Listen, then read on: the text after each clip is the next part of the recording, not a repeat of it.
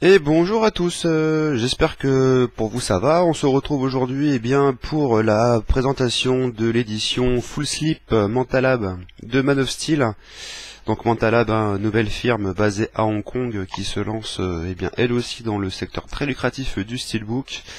Et donc pour leur première édition, ils nous viennent avec deux possibilités pour Man of Steel, c'est-à-dire donc le Full Slip que j'ai pris là, et puis vous avez également le lenticulaire que je n'ai pas pris déjà parce que un lenticulaire c'est quitte ou double, si c'est mal fait ça ne sert un peu à rien, et puis en termes de visuel je préférais largement avoir le buste de Superman. Donc en termes de livraison, j'ai entre le moment où j'ai reçu mon mail comme quoi le colis était parti et le moment où je l'ai reçu donc chez moi, il s'est passé 3 jours. Donc j'ai reçu le mail le 8 juin et j'ai reçu le colis le 11. Donc voilà, c'est assez impressionnant, je dois dire. Ça change des ça change des 10 jours qu'on doit attendre sur un kimchi ou sur un AGZ. Ensuite, au niveau du packaging, c'est du tout bon également, un bon gros paquet en carton rempli de papier bulle. J'ai jamais vu autant de papier bulle pour un steelbook. Je vous le montre. Voilà, pour vous donner un peu l'idée. Donc là en plus je l'ai replié, mais dites-vous que voilà, c'est si vous manquez de papier bulle, eh bien commandez chez Mentalab, vous serez pas déçus. Vous aurez ce qu'il faut. Donc au niveau du prix, j'ai payé ça 53 € avec les frais de port. Voilà, donc 3 jours d'attente. Alors je sais pas si c'est réellement 3 jours, mais bon, en tout cas voilà. Ça fait plaisir. Donc on commence par une petite carte qui était qui était dans le papier bulle, donc c'est pas un magnet, ça se colle pas au frigo, c'est un petit truc comme ça. Bon ouais, voilà. Un petit goodies. Ensuite, donc au niveau du full slip, ils ont fait un très beau travail là sur le buste de Superman, vous voyez, c'est un petit côté rugueux, du plus bel effet, en plus avec le glossy ça rend super bien. On a aussi un petit embossage sur Superman. Après les couleurs pétrole là, que vous voyez, c'est plus dû je pense au reflet de la caméra, parce que quand vous le regardez, franchement, il y en a un tout petit peu, mais c'est vraiment très léger. Il y en a pas autant que sur la vidéo là. Au-dessus, donc le titre du film, pareil, qui est légèrement embossé. Alors, je sais pas si je vais réussir à vous le montrer. Ouais, en tout cas c'est un petit peu embossé. En dessous, donc vous avez le numéro de votre édition, donc limité à 1000 exemplaires. Voilà, donc le côté toujours avec l'embossage sur le titre du film. Et donc à l'arrière, on retrouve le S, pareil, un petit embossage, ainsi que Superman également embossé. Après voilà, en termes de couleur et de définition, c'est excellent.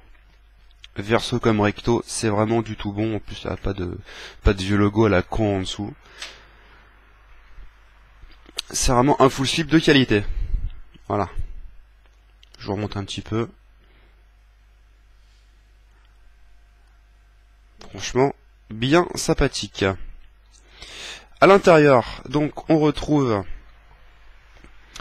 un petit livret, donc le steelbook, je vous montrerai à la fin, donc un petit livret, enfin pas si petit que ça d'ailleurs, il est quand même assez épais, papier cartonné, donc robuste. Ceux qui aiment ce genre de livret, je pense, seront ravis, c'est du solide. Les textes sont en anglais, voilà, et après donc au niveau des images, la plupart sont bien définis, voilà. Après, des fois, il y en a qui le sont un peu moins, mais ça reste quand même assez correct. Donc, pas de souci à avoir là-dessus. Je vais vous les montrer. Hop. Donc, photo de tournage, photo du film. Hop, par contre, est-ce que je peux lever un peu plus? Ouais.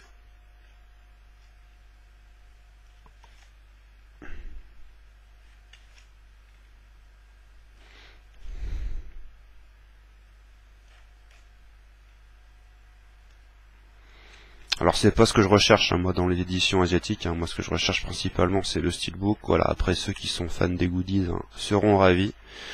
Surtout que là, je vais vous montrer qu'il y a aussi des cartes postales. Enfin, c'est pas des cartes postales, mais voilà, les traditionnelles cartes qu'on peut trouver dans les éditions asiatiques.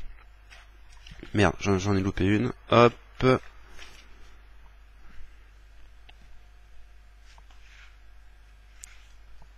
Tac. Et pour finir, hop, voilà. Donc, une bonne chose pour les collectionneurs de goodies. Donc les cartes, je vais pas vous les montrer, hein, ça prendrait trop de temps. Donc il y a 4 cartes comme ceci. De ce que je peux voir là, c'est que la qualité de définition et de couleur est au rendez-vous, donc je pense pas qu'il doit y avoir de souci à se faire pour le reste. Et puis donc on a également 5 petites cartes comme ceci, je pense à l'effigie de chaque personnage principal du film. Donc voilà, je vous laisserai aller sur internet pour regarder de quoi il en retourne. Moi je vais m'attarder donc sur le steelbook, qui est aussi entre le bon et le moins bon. Alors donc déjà, point positif, hein, le recto qui est magnifique, donc recto type, enfin même steelbook entièrement glossy, donc recto type cadre avec de l'embossage sur Man of Steel. Voilà. Dommage qu'ils nous aient foutu le nom des acteurs et Zack Snyder. Après voilà, en termes de qualité, franchement, définition et couleur, ça pète, c'est très bien fini. Et après ici on a un bel embossage également sur le S. Du plus bel effet. Voilà, sincèrement un recto qui n'a rien à voir avec le steelbook qu'on peut se taper en France, qui est assez moisi je dois dire, d'ailleurs que je n'ai pas pris. Mais j'ai bien fait. Hop. Ensuite, hop.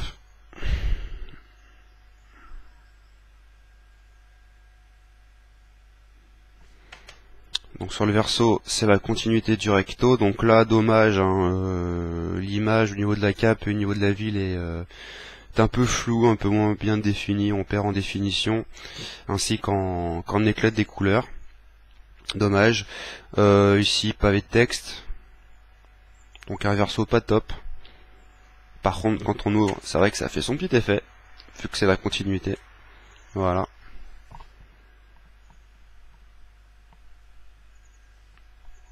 Je vous refais vite fait un petit tour d'horizon.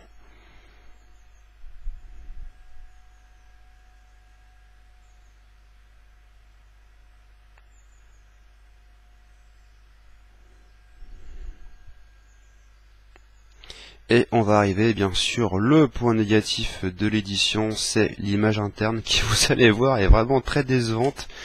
Donc c'est pas le choix de l'image en elle-même hein, qui me pose problème, c'est la qualité. Franchement, c'est qualité DVD et encore.